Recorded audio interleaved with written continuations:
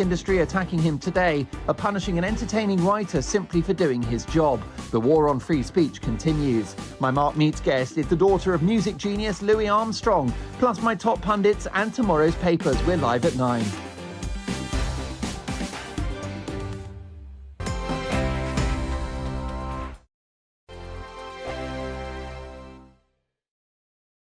First and foremost, I am a GB News fan, and I was before I was working here. Just love the fact that we're asking the questions that a lot of establishment media won't ask. With a bit of a twist, we not only want to inform you, but we want to keep you entertained. It's worth the drive because you get in and the team's all ready and waiting, they're itching to go, and it's a proper little family. GB News is the people's channel. It's the audience that makes the programme sing. We're giving our viewers and our listeners a voice. I see the thousands of your letters, tweets, emails, you name it, coming in. Britain is broken. How on earth did we get into this mess? But more importantly, how do we get out of it? The establishment had their chance. Now we're here to represent you. It's time for something different. It's time for GB News. I'm very patriotic. I believe in Britain. Our best days lie ahead. Britain's watching. Britain's watching. Join us here on GB News. The people's channel. Britain's news channel. I'm Andrew Doyle. Join me at 7 o'clock every Sunday night for Free Speech Nation, the show where I tackle the week's biggest stories in politics and current affairs with the help of my 2 comedian panellists and a variety of special guests. Free Speech Nation, Sunday nights from 7 on GB News, the People's Channel, Britain's news channel. The Live Desk with me, Mark Longhurst. And me, Pip Thompson. It's here Monday to Friday on GB News. From midday, we'll bring you the news as it breaks, whenever it's happening and wherever it's happening, from across the UK and around the world. Refreshing, feisty, but with a bit of fun too. If it matters to you, we'll have it covered on TV, radio and online. Join the Live Desk on GB News, the People's Channel, Britain's news channel. What you get for breakfast is something that, if we do our jobs right, you will wake up to news that you didn't know the night before. It's a conversation. It's not just me and Eamon. We want to get to know you, and we want you to get to know us. From 6, it's Breakfast with Eamon and Isabel. Monday to Thursdays on GB News, Britain's news channel. Westminster is going around in ever-decreasing circles, followed by the media. Britain is broken. How on earth did we get into this mess? But more importantly, how do we get out of it? Join me at 7 p.m, Mondays to Thursdays on Farage, here on GB News. We will have open, rational debate. We've got to work out how Britain moves forward from this. Join us here on GB News, the People's Channel. Britain is watching. When the news happens, it happens here. And really important breaking news. Breaking news this morning. On TV, radio and online, the news starts here on Britain's Newsroom. All the biggest stories and the answers that you need from across the UK and beyond. Join Britain's Newsroom from 9:30 on GB News. The People's Channel, Britain's news channel.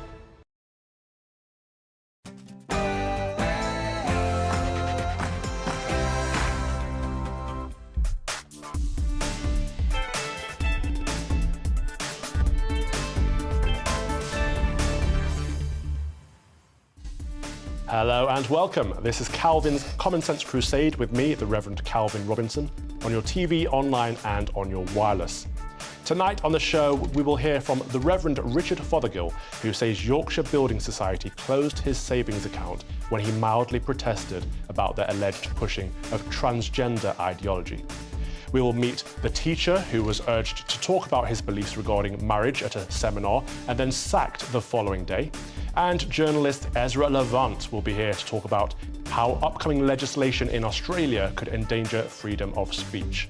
And in the duel, my panellists will be discussing affirmative action as a new inquiry finds that the Royal Air Force has been unlawfully discriminating against white men. And the US Supreme Court rules for race to no longer be considered a factor in university admissions. Connor, in just a few seconds, what is your take going to be? I think the discrimination based on race for any position is morally abhorrent, and every position should be filled on the grounds of competency alone. And Nigel? That the Supreme Court is probably right in principle on equality grounds, but in practice it probably would lead to less diversity. But before all that, it's the news with Rhiannon Jones.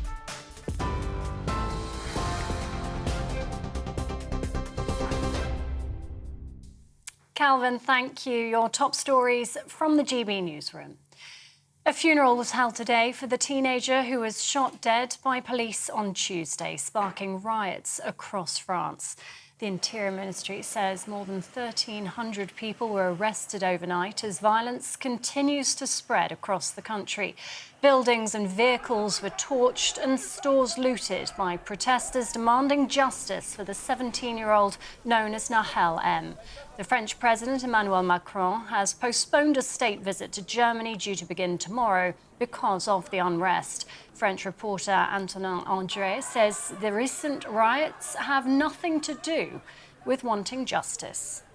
French people is more and more upset against these rioters, and that's a point which is good for Emmanuel Macron, because everybody now thinks it's enough. We have to stop them, and there is nothing to do with justice. It's not a question of justice. It's just to put chaos and to robbery and to steal upon a false political cause. A 46-year-old man has been arrested on suspicion of murder and attempted murder after a 15-year-old boy and a 23-year-old man were stabbed to death in Islington in North London. The teenager, who's now been named by police as Leonardo Reed, was pronounced dead at the scene. The 23-year-old man died later in hospital. A third victim was also found at an address in North London with stab wounds. His injuries aren't believed to be life-threatening. And that's a picture, if you're watching on television, of Leonardo Reed, the 15-year-old boy. 7 Just Stop Oil protesters have been arrested for disrupting London's annual Pride March. Activists blocked the road and sprayed paint on a Coca-Cola truck, forcing the parade to stop for over 15 minutes. They were arrested for public nuisance offences. The group had warned of potential disruption, as it called on organisers not to accept sponsorship money from what they call high-polluting industries. Jeremy Clarkson's column about the Duchess of Sussex, published in The Sun, was found to be sexist by the press regulator. The former Top Gear star wrote that he dreamed of Meghan Markle being paraded naked through British towns and publicly shamed. More than 25,000 complaints were filed, the most ever received by the Independent Press Standards Organisation. Ipsos says the article was humiliating and degrading, but it rejected suggestions it was racist, inaccurate, or harassed the Duchess. And households are being urged to take an energy meter reading today, and time is running out as the new price cap comes into force. Regulator Ofgem says the average price people can be charged has fallen to just over £2,000. However, bills are still much higher than they were 2 years ago. This is GB News. We'll bring more as it happens now, though. It's back over to Calvin.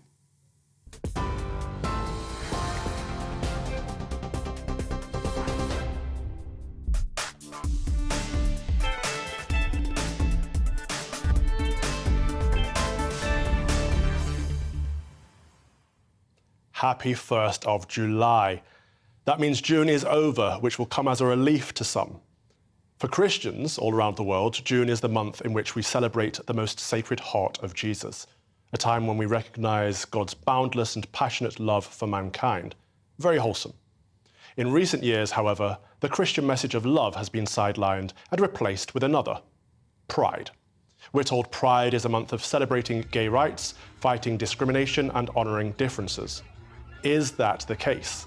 Or is it a time when companies jump on bandwagons to capitalise on a Western world engaged in a period of enforced mass psychosis? Companies pretend to care about minority groups by embracing rainbow flags everywhere, and the rainbow trans pride flag is a conundrum in itself, because on one hand we're told it represents an oppressed minority group, yet on the other hand it's adorned above every important building in the land, in most shop windows, on billboards, and on every social media platform. It hangs down Regent Street in the heart of our capital as if we'd been conquered by a hostile force. Not exactly a sign of oppression, is it? Let's be honest. Pride Month is a scam. Large corporations milk it. They cash in on this idea that there is an oppressed minority group in this wonderfully democratic nation of ours, and they warp that idea in order to sell more goods and services. It's nothing to do with values.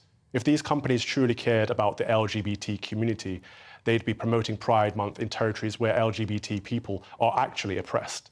Are they doing that, though? We live in a country with equal opportunities, where discrimination is against the law, and most ordinary folks would be behind any group that is genuinely oppressed. Does Pride in 2023 really represent a victimized class? Let's take a look at some Pride events to see how they got on.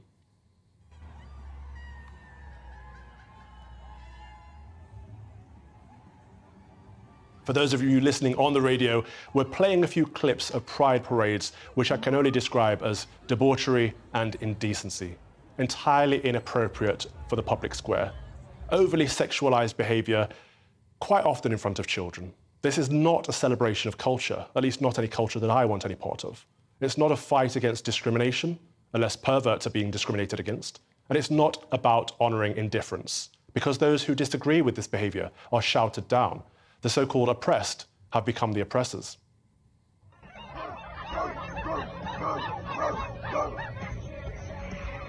For those listening on the radio here, we're watching a Christian man reading the Bible being literally woofed at, shouted at, and yelled at a Pride event.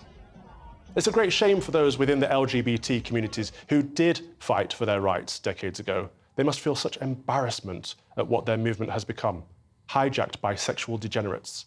Well, thank God it's over for another year. It is time we reclaimed the month of June for something or someone more wholesome.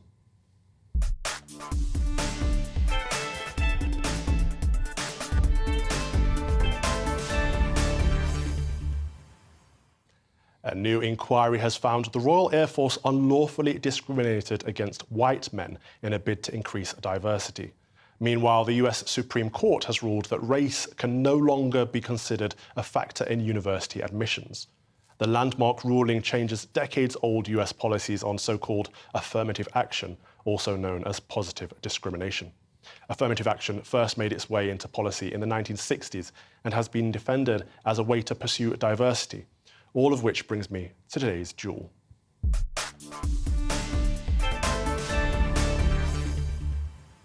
So is affirmative action good or not? Joining me now are my duelists, Connor Tomlinson, host of the Lotus Eaters podcast, and Nigel Nelson, senior political commentator here at GB News. Nigel, we're going to start with you first. What is your take on affirmative action? Well, what I was saying before, that in principle, it must be right to stop it on equality grounds. I'm uncomfortable, for instance, with the idea of all black or all women shortlists for parliamentary elections. However, it depends how these things work in practice. And if you end up with a situation whereby you have less diversity at universities, that has to be wrong. So there are a whole host of issues that need to be taken into account. You've got legacy admissions, where you get into university because your dad or mum went to that university too. You have a better chance if you're a white middle-class person in America than you do if you come from an ethnic minority.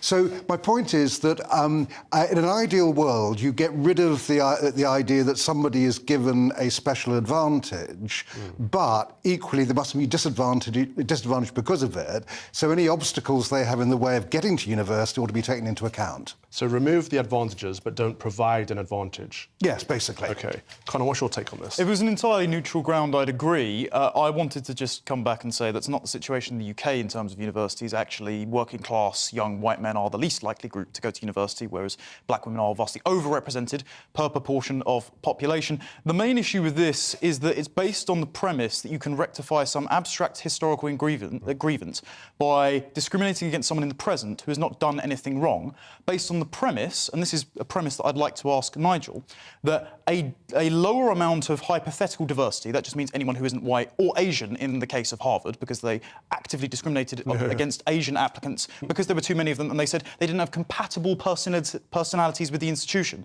which is just abhorrent. Why is more diversity an axiomatic good? Why is it good in and of itself? Why is Should it not just diversity be good? competence? I just think that people should have as much chance as they can to go to university, and therefore it should be, as near as you can get it, a level playing field. So what has been happening in America prior to this was that if you're middle class and white, you stood a better chance of going to university than if you were working class and black. So that was the point. Now, I don't like the idea of quotas or anything like that. I do like the idea of getting rid of the obstacles standing in the way of people and taking into account people's individual circumstances. So I'm almost with you, because it sounds like you're saying that meritocracy is a good thing that we should aim towards. Yes. However, Connor's question, which I will ask again, is diversity a good thing?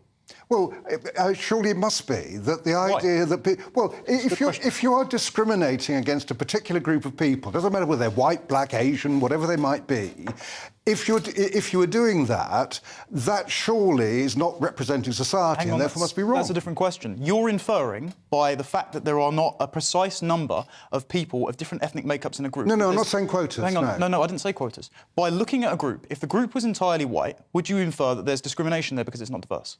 It would depend on what background they came from. Yes, I mean, if you found that that's the thing. I've got no issue if everyone's competing on that level playing field. You say, and in one cohort there is no black applicants that meet the test for a certain course. Then there's nothing wrong with that. That's my point about obstacles being in the way. That there must be some leeway given. You're saying there must be. People have had a more difficult time getting there. Pause for a second, because all things considered, if we remove all the obstacles and we actually live in a meritocratic society, which we're aiming towards, we do not live in it, but say we get there. If we got there. If we get to that point and we have a university that happens to have all Asian students, or no, let's go for the argument's sake what Connor said. A university happens to have all white students. Would that be an inherently bad thing?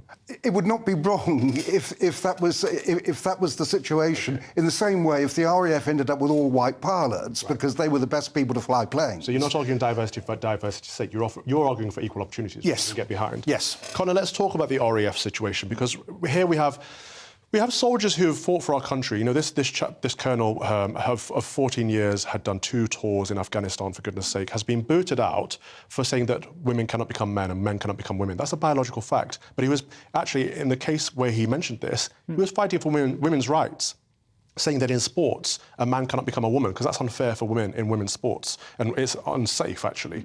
And he's been booted out. So do you think we'll end up in a situation where actually this push for diversity, inclusion and equality and this push for LGBT ideology in areas like the armed forces will result in an armed force full of people who are unable to fight for us? I think it's going to happen across all sorts of stratas of society, particularly with diversity quotas on boards for access of companies, rather, for access to hedge fund money under the guise of ESGs. This is the problem you're going to get. When you've got complex institutions, higher-level jobs that require higher levels of competency, then dismissing applicants on the basis of their race and sex, as the RAF did in their internal emails that said, provide me a list of BAME and women applicants because we don't want more, quote, useless white male pilots. Well, when the planes start dropping out the sky and we can't defend our own country, what are you going to do? Are you going to say, oh, that maybe was a mistake to discriminate against white men? Or, as I fear, are they so deep in ideology that they'll say that planes are falling out of the sky because we still don't have enough authentic black voices? Right. So, Nigel, this is the problem. We're pushing out real fighting men in favour of,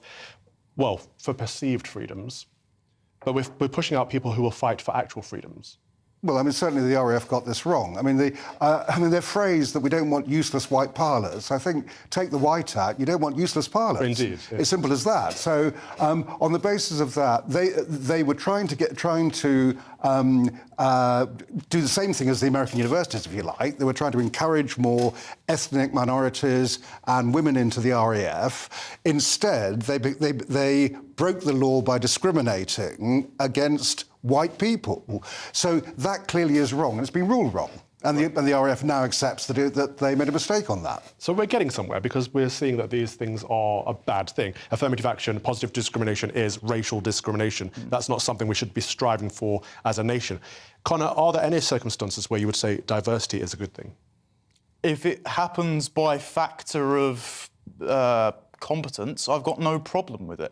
I mean, This is why you're my friend, Calvin. I don't care about your skin colour. I care about what you say and what you think. And so if by happy accident you've got everyone of every colour and men and women in the same room, but we're working towards the same goal of a wholesome, reconstituted society and something akin to a healthier economy, then yeah, no issue with it. OK, because my argument would be the only time when diversity is a good thing in academia would be academic diversity, people of different thoughts and opinions coming together to argue ideas with each other. We start from that premise of equal opportunities. Right. And what we're talking about here is people who don't have the equal opportunity. Yeah. OK, well, that was quite an engaging debate. Thank you very much to Connor Tomlinson and Nigel Nelson for your time today. More to come on that this afternoon on my Common Sense Crusade.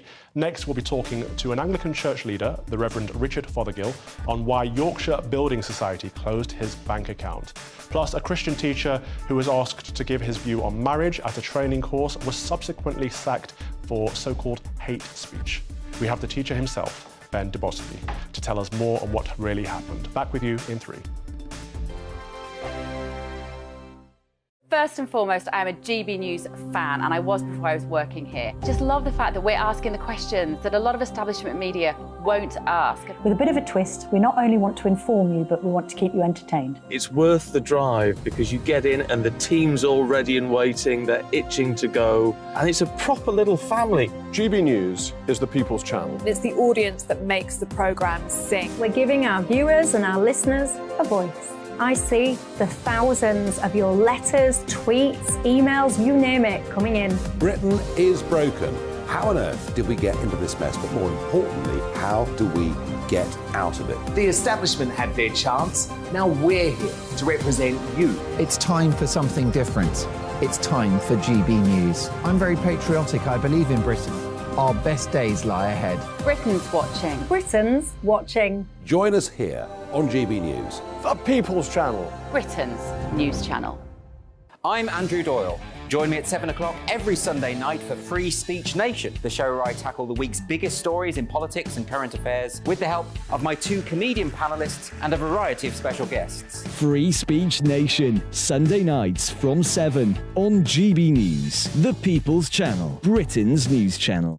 The Live Desk with me, Mark Longhurst. And me, Pip Thompson. It's here Monday to Friday on GB News. From midday, we'll bring you the news as it breaks, whenever it's happening and wherever it's happening, from across the UK and around the world. Refreshing, feisty, but with a bit of fun too. If it matters to you, we'll have it covered on TV, radio and online. Join the Live Desk on GB News, the People's Channel, Britain's news channel. What you get for breakfast is something that, if we do our jobs right, you will wake up to news that you didn't know the night before. It's a conversation. It's not just me and Eamon. We want to get to know you, and we want you to get to know us. From 6, it's Breakfast with Eamon and Isabel. Monday to Thursdays on GB News. Britain's news channel. Westminster is going around in ever-decreasing circles, followed by the media. Britain is broken. How on earth did we get into this mess? But more importantly, how do we get out of it? Join me at 7 p.m, Mondays to Thursdays on Farage, here on GB News. We will have open, rational debate. We've got to work out how Britain moves forward from this. Join us here on GB News, the People's Channel. Britain is watching. When the news happens, it happens here. And really important breaking news. Breaking news this morning. On TV, radio and online, the news starts here on Britain's newsroom. All the biggest stories and the answers that you need from across the UK and beyond. Join Britain's newsroom from 9:30 on GB News. The People's Channel, Britain's news channel. Dio.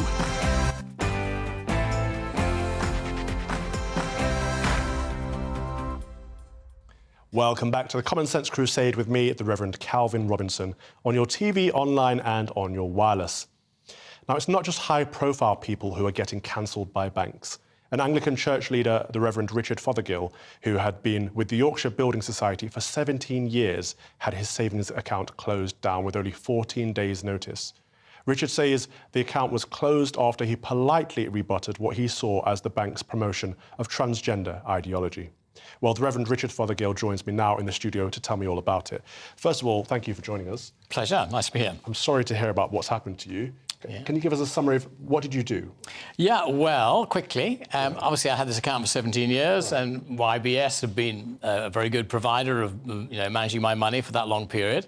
And I just before June started, YBS have always been sending stuff out to their members saying, give us your feedback, how are we doing? Right. We want to hear from you, and this kind of stuff. So just before June kicked off, it was noticeable that they were going to push Pride, the Pride LGBTQ thing, for the month of June. So I thought, well, OK, I'll give them some feedback. And so that's what I did. I wrote in there on their portal just a couple of paragraphs. It really wasn't a very substantial thing, saying really 2 points. One was, isn't this a bit of a waste of your energies? Because primarily you're there to manage money, not do social engineering. And then secondly, I, as a minister in the church, have serious ethical problems with the transsexual agenda. Right. And that's that one particular thing, and particularly transsexual agenda basically impacting children. Yeah. And that wanting to have access to children. I gave actually a little link clip to the news reports about Drag Queen Story Hour, which has been going on in America and is going on, unfortunately, a bit in this country too. Just to kind of reference point that. And I thought really, almost certainly the customer relations department will bin it, they'll just ignore that. I thought maybe if they've got 100 other similar questions like this from their members, they might think, oh, well, perhaps there's something in this. Perhaps we shouldn't push this gay pride stuff so much. So I heard nothing until last week, and then I got a rather surprising letter from them saying rather extreme things like, the relationship between us has irrevocably broken down. I thought, oh, really? This is the first I've heard about it on this letter. And so we're going to close your account. End of story. You've got 14 days to take the money out of the account, and that's it. So that's where we are now. Scandalous. So you protested very politely. They disagreed with your stance and said they could no longer work with you. Your relationship was broken beyond repair. That's right. But we know that people that are murderers, rapists and paedophiles have bank accounts. Really? Lots of terrible people have bank accounts. You just happen to have conservative views on sexual ethics. Yeah, seems like it. Right, and you think that's beyond the pale for a bank? Well, I don't think so. I say, as somebody said to me, if they're going to be that picky about the values and worldview of their customers, of their 3 million customers or what they have, they weren't going to end up with very many left. People are going to leave, because that's the whole thing about genuine diversity, the diversity of opinion. We all have different views and we're allowed to express them. This is Britain. So how does that work practically? You've had a 2-week period to move your money to another bank. Well, I haven't moved it yet. Right. The 2-week period finishes on Thursday, I think, next week. So one of the reasons I went and talked to a journalist at the Times yesterday was to flag this up. I mean, I suppose what I would like, really, from YBS would just be an apology, and I hope that they wouldn't do it again. I hope that they wouldn't actually bully and intimidate anyone else that has a different opinion to themselves. Because, Richard, the thing I worry about is that Coutts, NatWest, Metro, Tide, First Direct, PayPal and the Yorkshire Building Society have all been kicking people out that don't subscribe to the LGBTQ agenda. Really? OK. I can't quite get my head around the idea that a bank needs to have a set of values rather than just managing money. And if it does have a set of values, why are they around sexual ethics? Yeah, well, I tend to agree with you. They're not there for social engineering. That's not their purpose in life, is it? Right. Yeah. And I noticed that they said to you they have zero tolerance against discrimination. Yeah. Now, did you discriminate against anybody? No, not at all. There's nothing personal in it. It was, as I say, I mentioned the financial side, use your time more constructively, managing money, and then the concern I have from a Christian perspective about particularly only some, transsexuals wanting to have access to children. So a disagreement is not discrimination? No, it isn't at all. Right. So what do you recommend people do? Well, it'd be quite good if they put a bit of a pushback to maybe the chairman and the CEO of Yorkshire Building Society and say, don't go down this rabbit hole of a particular worldview, a particular set of values, because you're going to alienate a lot of customers. I'm going to bring my dualist into this. Nigel, I could see you nodding away behind when I mentioned all the other banks, that they have these sets of values. Yeah. Do you find this problematic? Well, what I find a bit odd, with respect to Richard, is that you wrote this in the first place, that, I mean, banks are for banking in, and if you were writing to them about their banking methods, I would understand it. I find it equally odd the bank should then kick you out because of that. What I don't get is, on the basis you objected to their transgender policies, why didn't you simply leave the bank of your own volition? Yes. send a note to the manager saying why you were doing it. There may be another of their 3 million customers who feel the same way, rather than do it that way round. Well, perhaps naively, I thought the fact they kept asking the question, how are we doing? We want to hear from you, our members. If you give them some feedback on a particular area, as in focus on banking, don't turn into a social engineering organisation. Well, Connor... They didn't want to hear about that. So basically, they weren't being genuine in asking this question. Connor, we know that people like Nick Griffin were cancelled by their banks years ago. Tommy Robinson was cancelled by his bank years ago. But now people further to the centre, like Lawrence Fox, and this week Nigel Farage has been cancelled by his bank. But people even further to the centre than that, in the trigonometry guys, who are pretty much centrist dads, have been cancelled by their banks. Is this a case if they came for the socialists and I said nothing because I wasn't a socialist? I think, Nigel, that your critique of, well, why didn't you just go to another bank?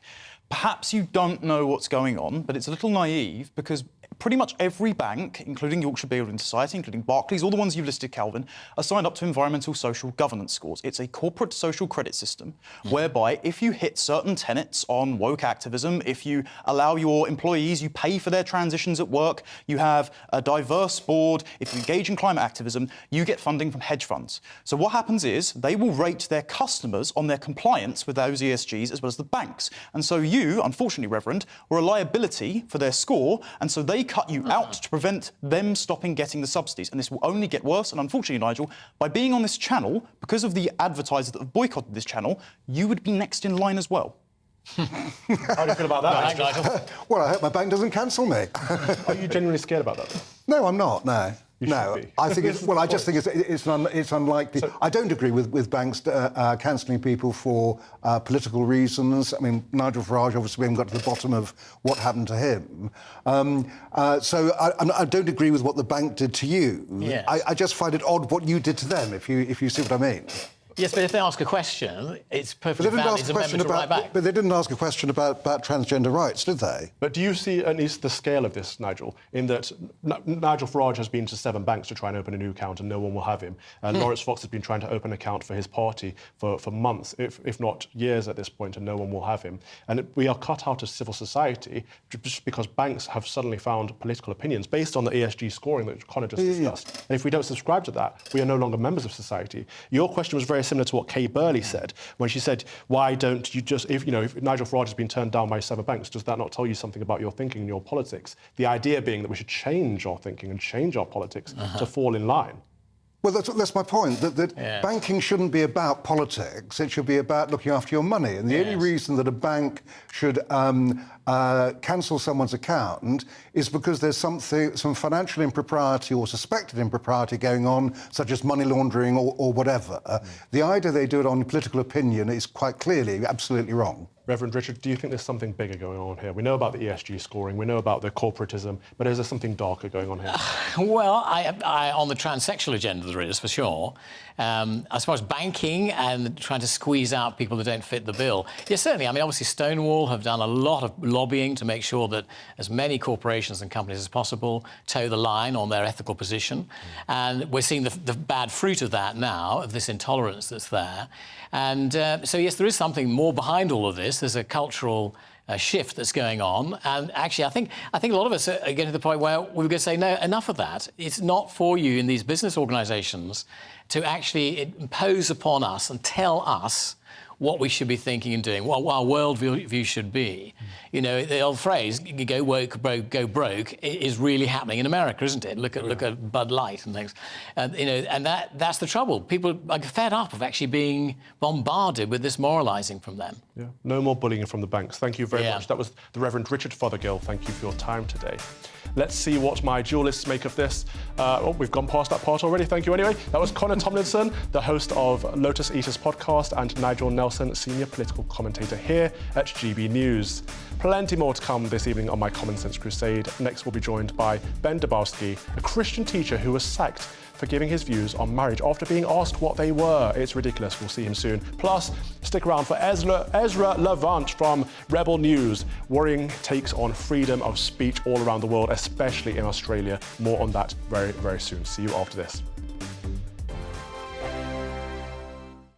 Like all families, we have arguments every now and then, but actually we agree on what the mission of GB News, and that's the most fundamentally important thing. GB News provides the kind of platform that lets all voices be heard. We don't hold back. We're free to say what we really think. Just because some people who live in a tiny little Westminster bubble think that their particular story is important, that's not the most important story for me. And often they will be difficult stories, stories that you won't find on the establishment media. Because what people think in the north of England may be very different to what they're thinking in the home counties. We're going to carry on telling the world what life is really like for households up and down the UK. We love to be in your car, in your kitchen as you're having your breakfast. Whatever you're doing, you are part of the show.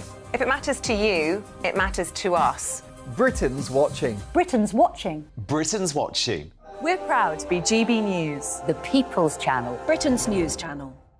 Join me, Patrick Christie's Monday to Friday, 3 till 6. We tackle the day's news agenda like you've never seen before. It's high tempo, high octane, the most controversial topics and the best guests. You will not be able to take your eyes and ears off it. I'm not afraid to ask the questions that you really want answered. 3 till 6 p.m, Monday to Friday on GB News, the People's Channel, Britain's news channel. Join me, Camilla Tominey, on Sunday mornings from 9:30, taking the politicians to task and breaking out of SW1 to see how their decisions are affecting you across the UK. Bursting the Westminster bubble every Sunday morning, only on GB News, the People's Channel. Britain's watching. Join us every night on GB News at 11 p.m. for Headliners, which is 3 top comedians going through the next day's news stories, which is exactly what you need, because when the establishment has gone crazy, you need some craziness to make sense of it. So join us 11 p.m. every night on GB News, the People's Channel, Britain's news channel. Hi, I'm Dan Wootton. You can watch me live on GB News Monday to Thursday from 9 p.m. And did you know that you can also watch and listen live on our website, gbnews.com. You'll always be up to date on the latest breaking news, as well as enjoying the best stories, opinions and shows. You can even join the debate under our live player as you're watching. So head straight to gbnews.com on TV, radio and online. GB News, Britain's news channel. So Jubes and Kerr, we tackle the issues of the day with real robust debate, both sides of the fence, battling it out with me in the middle with my forthright opinions and views. And often really interesting things happen because you start with a position and then by the end of the debate you find actually, well, I might not have thought about that one. What we need in this country is 2 new political parties. You should maybe think about doing a 2024 calendar. I'm Michelle Dewberry and I'm keeping you company right through until 7 o'clock this evening. GB News, the People's Channel, Britain's watching. Channel.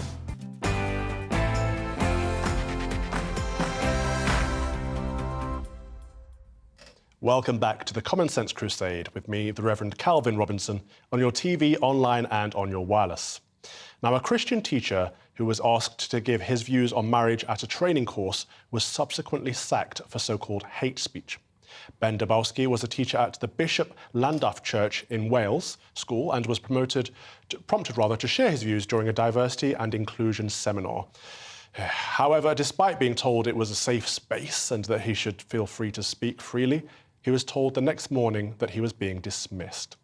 Well, Ben Dabowski joins me to discuss this now. Ben, you were part of a DIE training. Well, I mean, they shouldn't be in schools in the first place. But while you were in this training session, you were asked the question of what your views were on marriage. I mean, generally the seminar, this talk was about diversity and inclusion. Right. So there were lots of issues that were discussed during that meeting, and there was a quick question and answer session at the end. And there were a few things that prompted me to ask that question, and I just, it was a genuine question, but I illustrated it with my views, which was the beginning of my end at the school. What was your view? My question was, how does the speaker define discrimination? Okay. Because it seemed to me that a mere expressing of one's views could be interpreted as discrimination according to what she was saying. Right. So I asked, that was the question. I said, for example, would some of my views could be regarded as discrimination? I mentioned 3 things. That I believe a true marriage is between a man and a woman. Yes, that's what marriage is. Yes. By the way, as you said, it's an Anglican school, Christian school, right. Nominally at least. So, it shouldn't be surprising an opinion like that to be expressed there. The second thing was that human life begins at conception and should be protected from that moment, in my opinion, because I was talking about my beliefs. Yes. And the third one was, it was a no-brainer, actually, not even necessary to do with Christianity, that I am critical of some aspects of Islam. Okay, so all three of those views are Christian views and have always pretty been mainstream, yeah. They are even generally mainstream, you could say, among Brits. So anyway, I got an interesting answer that holding those views is perfectly fine, but expressing them might be a problem, might be discrimination. So basically, I was told to go underground. You can hold them, but just, which was, by the way, repeated by the headmaster the next day when he was kicking me out of the school. And I understand that he actually shared some of your views. In our conversation the next day, because that was the last item during that training day afternoon, so second period the next day, so kind of nearly immediately afterwards, he called me to his office and he said, Ben, what you said yesterday offended some people. Some people apparently emailed him and said they are afraid to start a conversation with me. Wow. And we are talking about teachers, not pupils, Yeah. And apparently he admitted he discussed with his deputy sacking me there and then, right after that meeting, or at least getting rid of me, deciding to get rid of me. Then they must have remembered it was a safe space. What does that mean? So when he realized, he must have thought either I offended his views as well, or his idea about what a teacher or teacher assistant, I worked there as a teacher assistant, can't believe in, or he was afraid of the woke brigade. I think it was both. I think he knew... Well, I'll come back to you, but I want to bring my dualist in on this, because, Nigel, it seems to me that people misunderstand what the word discrimination means. I've just looked up the dictionary definition. It's unjust or prejudicial treatment of different categories of people, right? It's not holding differences of opinion. It's not disagreeing. It's acting on that disagreement, right? That's what discrimination is. And both in Ben's case and in Reverend Richard's case, it seems to be that there's a confusion there about what that means. Yeah, the only question really here is that what your headmaster said, Mark Belly, was that you actually dismiss for refusing to comply with the law and school policies. The suggestion there, which is the question I would like to ask you, is would you teach children that marriage can only be between a man and a woman?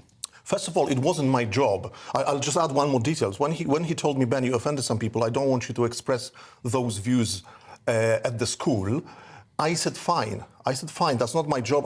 Not a teacher here. I was a teacher assistant. It wasn't part of my brief. I hadn't been doing this. I may have mentioned my views were relevant during lessons.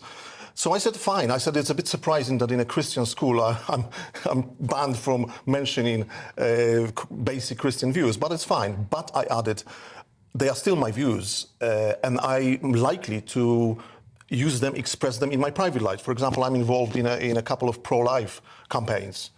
And this is where the problem started. So formally, he didn't sack me for what I said during that meeting in a safe space, although he was tempted, he admitted, but for my refusal not to commit a potential crime, in the future, a crime, against the political correctness. So it's not just hate crime, it's future crime that we're punishing. There was no facts. Now. Connor, should it be the case that schools say, look, here is one set of views, LGBTQ plus ideology, whatever, here's another set of views, Christian values, make your minds up, or should it be a case that both of those views should be removed from schools and or a school should subscribe to one set and make it clear? I think the school should only subscribe to one set, absolutely, particularly because the other doctrine, LGBTQ plus LMNOP, the ever-expanding acronym, is fundamentally untrue because men cannot become women by thought and vice versa. Yeah. I wanted to pick up on one very specific point, because you're a very well-meaning man, and I think that the reason you're expressing confusion as to why you would say, well, how could this be discrimination if I'm just saying it out loud, if it's a privately held view? These people are the Inquisition for a new utopia where no one is offended. And so that means that by you even verbalising judgment about something, drawing a boundary or distinction, you are discriminating because in their heads it's limiting their freedom. They're suddenly becoming aware of an alternate mode of living, means that you're oppressing them, you're stopping them from being their true selves. And so they feel totally vindicated to remove you from any institution or polite society just because they're offended, because you're stopping them being who they really are inside. Sure, but there's so much irony and absurdity in all this. Let me share with you one insight that I had when I was being escorted out of the school by the headmaster. it struck me this is the most Orwellian situation I've ever been in my life. And I remember the last 10 years of communism in Poland, with censorship, where you had to do similar things. You had to pretend, formally that you agree with something, and then privately you would laugh it off.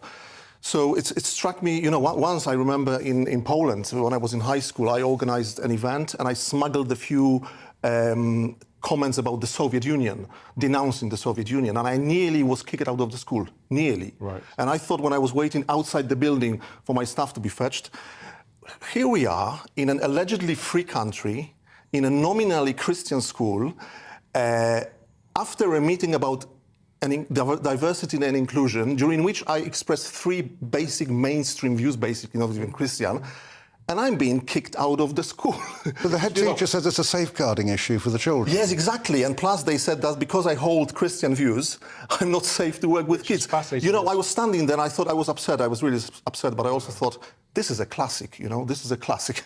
Well, a Christian school in Britain I couldn't is have worse made it than up. communist Poland. Yeah. Nigel, it seems that disagreement is classed as hate and words are classed as violence. Is this the problem? Have we lost first principles? Have we lost the idea of... I'm sorry, just based on the story that we've just heard, I still don't quite get your dismissal, because in the event that it was purely over the views you expressed earlier privately away from the children, then you certainly have a case for an unfair dismissal. Absolutely. If on the other hand, you were intending to teach children that marriage is just between a man and a woman, then I understand the dismissal. Sure, but still you should... Let's break that down, because even if that was the case, in a Christian school, you can teach Christian doctrine, and that is that marriage is between one man and one woman. Yes, but not as fact, because... But it's not a fact. It is Christian doctrine. No, you can teach that there are alternative views and different people have different opinions. No, the legal position in this country is that marriage is not just between a man and a woman. But in a Christian church it is. Can I add a fun fact? This is a Christian school, Nigel. This is a Christian church. It doesn't matter. You have children from other faiths there, or none. As I said, you can teach other people who have other views. You may have children there with... OK, we're talking over each other now. OK, a fun fact. This is the name of the school is the Bishop of Llandaff. By the way, I love the kids. I got on well with most pupils. I thought the staff were amazing teachers. It's just this wokeism that was really ruining so much. And even pupils kind of send signals sometimes to teachers or teacher assistants, or some of them said openly, sir, we've had enough of this. This is a joke about some issues. But anyway, the Bishop of Llandaff, it's a bishop, at the moment a woman. There's a website. She's got a website, or the diocese has a website. Don't promote her website. Okay, no, but I went there, and they do the same. They say the same as I said. Marriage is a gift from God between a man and a woman. So this is the schools, and that's the moral supervision for the school. It's an Anglican school. If you don't like it, go to another school. Ben, we've not got much time, so give people a choice to. Yes, please. Which camera, please? This one. Okay.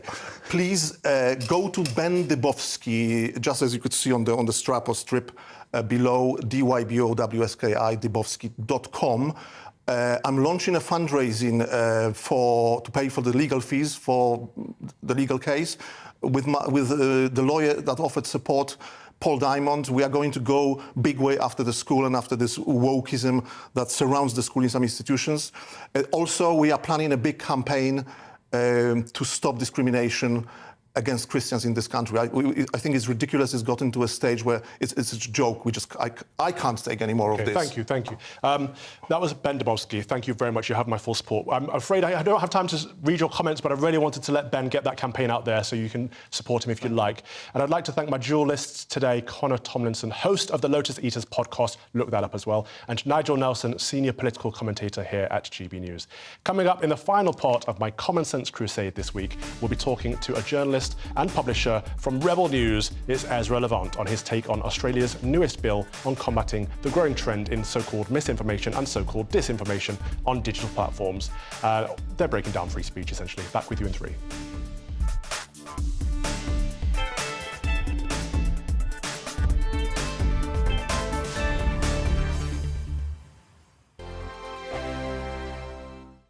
I joined GB News because I was sick and tired of not hearing my views being represented, not just mine, but so many people that I knew and spoke to. I just couldn't get my voice out there. I couldn't say anything, I couldn't do anything. Whatever the narrative was, I kind of had to follow it. GB News is there to provide a voice for those who have been ignored by the establishment media. We think different things, we've got a different style. GB News is here to be optimistic and positive about the future. It's real kind of dynamic and flowing, with the audience very much at the heart of it, like a big family.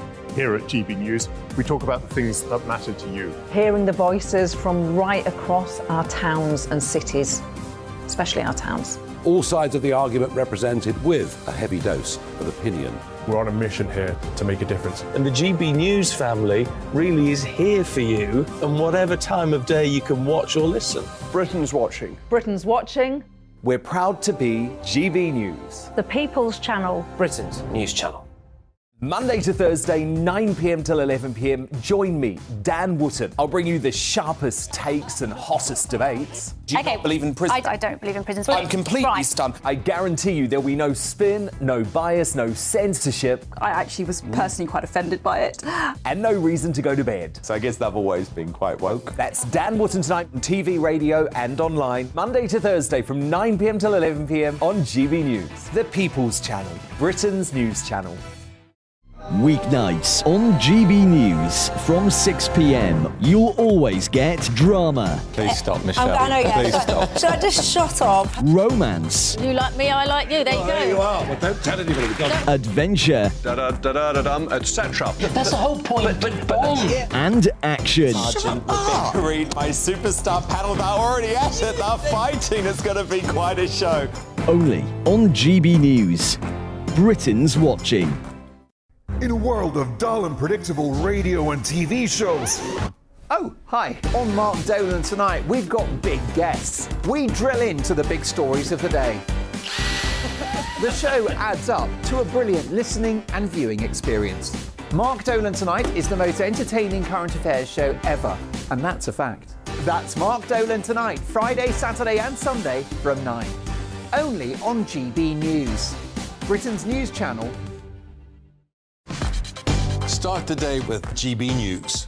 We catch up on all the big stories you didn't hear the night before. And take a look at what the world's talking about this morning. That's right, Monday to Thursdays from 6 o'clock. It's Breakfast with Eamon and Isabel. Straight after breakfast, join us, Bev Turner and Andrew Pearce. We're going to take you through till noon. We'll be tackling the big topics of the day, including the things that the other channels just won't talk about. If it's happening here. Wake up to mornings on GB News, the People's Channel. Britain's news channel.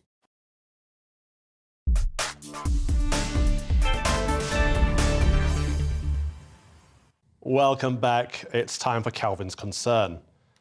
This week's Calvin's Concern was we wanted to hear your views on my Twitter poll where I asked the question, first they came for the socialists and they did not speak out. Banks are closing accounts. What started with Nick Griffin and Tommy Robinson is now happening to Lawrence Fox, Trigonometry and Nigel Farage. Should banks be allowed to essentially lock people out of civil society for political views? Well, the results are in, and 92.4% of you say it's politically correct, while 7.6% of you say it's tyranny. I'm not sure there's question. The answers were very clear. I did put one to say yes and one to say no, but it doesn't matter. I think we're all on the same page with that one. Thank you for sending in your views. Now, in Australia, the government has proposed a new bill to combat the growing trend of what they call misinformation and disinformation on digital platforms. Tech giants could face billions of pounds in fines for failing to tackle disinformation under proposed Australian laws, which a watchdog on Monday said would bring mandatory standards to the little regulated sector. But many are concerned with what it could mean for freedom of speech. Now, who else could I ask to talk about this topic? None other than Rebel News' Ezra Levant. Ezra, I'm so glad you're in the UK and to join me in the studio. Thank you very much. Well, it's a pleasure to be here. And freedom of speech is the fundamental freedom, the strategic freedom upon which all the other freedoms are based. Absolutely. And the last time I saw you, I think we were both quizzing Greta Thunberg for that 20-minute Q&A session that we had with her. She had nothing to say whatsoever. However, I saw her that she went to Ukraine to give some strategic advice to President Zelensky. Advice based on what? I mean, it's all kicking off where you are in Canada. The C-18 bill, as I understand it, is the government trying to tax Facebook and Google specifically. Just for having links. Right. Like, it's not like they're taking news stories and republishing them. The internet is based on links. Companies love links. That's why they advertise on Facebook and Google. They post things on Facebook and Google. Justin Trudeau commanded Facebook, Instagram, Google to pay money to any news organization that they linked to without limit. And those companies said, look, we're happy to chip in, but we're not going to pay for links. So yesterday they turned off the news. They literally turned off the news in Canada. Which means that Google are no longer sharing links to Canadian news sites. Yeah, so it's hurting the news companies. But it's hurting Canadians' access to freedom of the press as well. This is absolutely bonkers. And then likewise, you say you've looked at the policies in Canada, UK, Ireland, the US, Germany, New Zealand, and Australia has the worst protocol in terms and it's bad news everywhere. But let me just talk a little bit about Australia. I'm just looking at my notes here. It's called the Misinformation and Disinformation Bill. But of course, one man's misinformation is another man's opinion. We have a clash of ideas and the viewer gets to choose, not the government. Here's some of the crazy stuff. This is what they call online harm. Not real violence, but this is one of the harms. You're not even going to believe this. If a posting does harm to the Australian environment, does economic or financial harm to Australians, by the way, there's special exemptions for the mainstream media. If you are an official approved government source, you're exempt from this misinformation and disinformation law. So let's put this into practicality. For example, another pandemic, so-called pandemic hits. The mainstream media can say whatever they like, but smaller outlets and individuals will be censored. That's right, and there's no religious exemption either. So what a pastor says, if his church service is streamed on Facebook or YouTube, as many are, that is covered by this law. There's no religious exemption. Which means that they could say, if I put my sermon online, they could say my sermon is harmful to the LGBT community because I'm preaching that marriage is between one man and one woman. Therefore, they could take me down. Yeah, and we've seen laws in Scotland, in Ireland, being proposed that say if you have a meme, like a funny, quirky joke, even if it's in your email or if it's in an old social media post, if it could cause offense, likely to, in the future, to cause offense, that in itself is against the law. No one has to actually be offended. Oh my goodness. It just could, future tense, be an offense to someone's dignity. What does that mean? So it's worse than something being offensive. It's something potentially being offensive. Yeah, a future crime, like that movie Minority Report, where they would say, well, you didn't do anything yet, but we really know you're going to. That is it's worse than Orwellian. And these are happening all across the Anglosphere, including here in the UK. And this is the crucible of free speech. And I hate. We just spoke to a teacher called Ben who got fired because they said at some point in the future he could teach something that could offend people. And look at how they enforce that against him and against the pastor you just had on.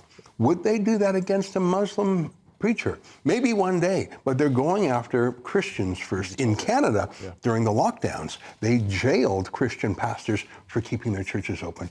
No other faith.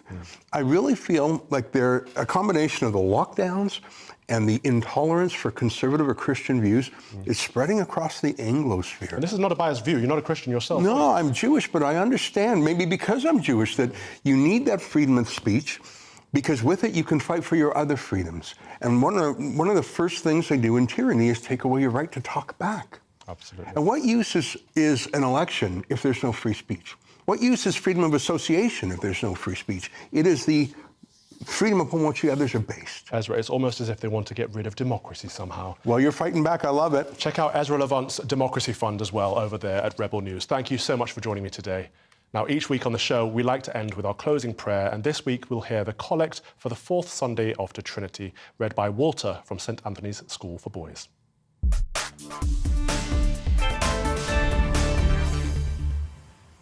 O God, the protector of all that trust in thee, without whom nothing is strong, nothing is holy, increase and multiple upon us thy mercy, that thou, being our ruler and guide, we may so pass through things temporal, that we finally lose not things eternal. Grant this, O Heavenly Father, for Jesus Christ's sake, our Lord. Amen.